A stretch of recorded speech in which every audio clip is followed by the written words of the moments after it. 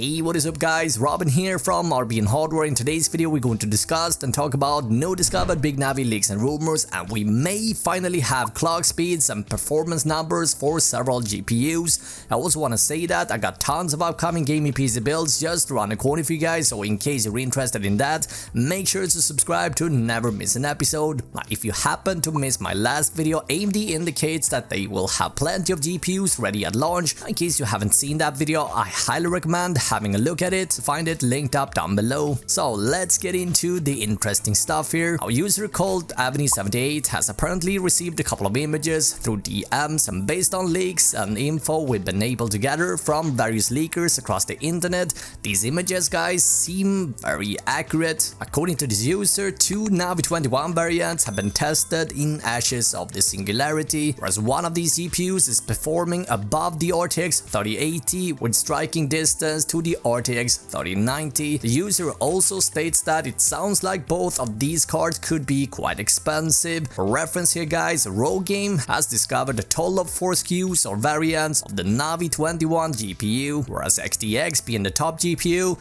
and XE being the lowest one. And we're gonna come back to this in just a second. Anyway guys, this leak to me sound like one of the cards could be the allegedly top 80 CU card. Now this might be the so-called Halo SKU that AMD have been talking about. Now this card will most likely be water cooled. With all things considered, we think that this card could be quite expensive. Is this the 6900 XT perhaps? What do you think? Let us know down below. In terms of pricing, we don't know where this card will end up, but I would honestly be quite surprised if it's cheaper than the RTX 3080. After all guys, it is supposed to be a Halo product. Lastly guys, the user states that AMD will have 4 cards ready at launch, where we can assume that Big Navi will be one of the 4 cards for sure. But this obviously begs the question, how can we be so sure that any of this information is correct? While it is very hard to verify any of this info, Paul on Red Gaming Tech, which has his own exclusive sources, actually seems quite confident that these claims would be accurate. However guys, again, I feel like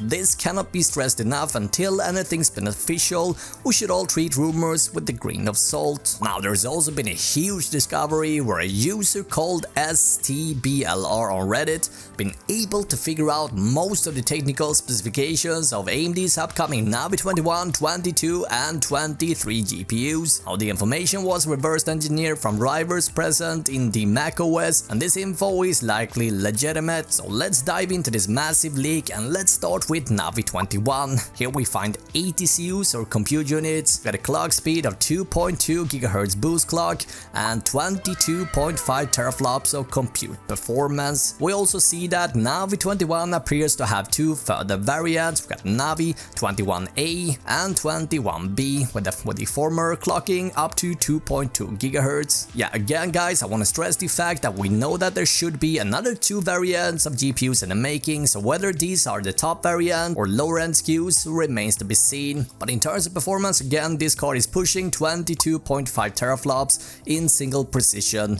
compute performance. And for comparison, the NVIDIA RTX 3080 has a single precision compute performance of 29.8 teraflops. Based on the info we gathered so far, it seems like this will be a lower end Navi 21 GPU. But yeah, 22 teraflops of power should be plenty for gaming at 4K. Now Navi 21 will come with 2 VRAM configurations. We have 12GB and 16GB, whereas the latter one should be more than enough for 4K textures. Next up we got Navi 22. This one is getting 40 CUs. We got a boost clock that is going all the way up to 2.5, and we're looking at 12.8 teraflops of compute performance. This one seemed to be getting 2560 shaded cores. But from the look of it, what's most interesting here is without a doubt the core clock speed. We're looking at 2.5 GHz here for Navi 22. This should result in 12.8 teraflops, and that puts it slightly above the Xbox Series X, and it should be more than enough for 4K gaming.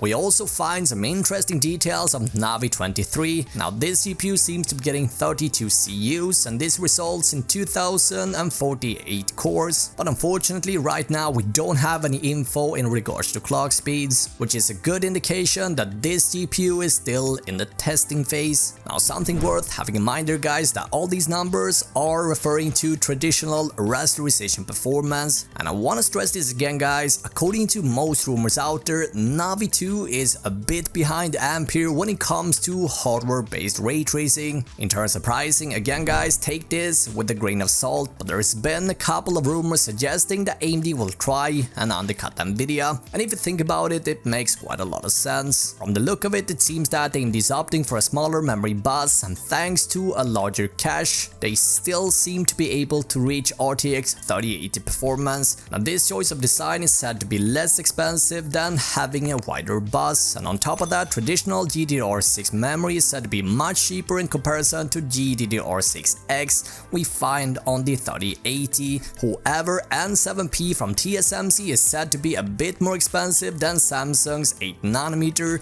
Now there are obviously going to be more to this story, so make sure to subscribe to the channel to never miss any news. In the meantime guys, what do you think about AMD's upcoming GPUs? Let us know in the comments down below.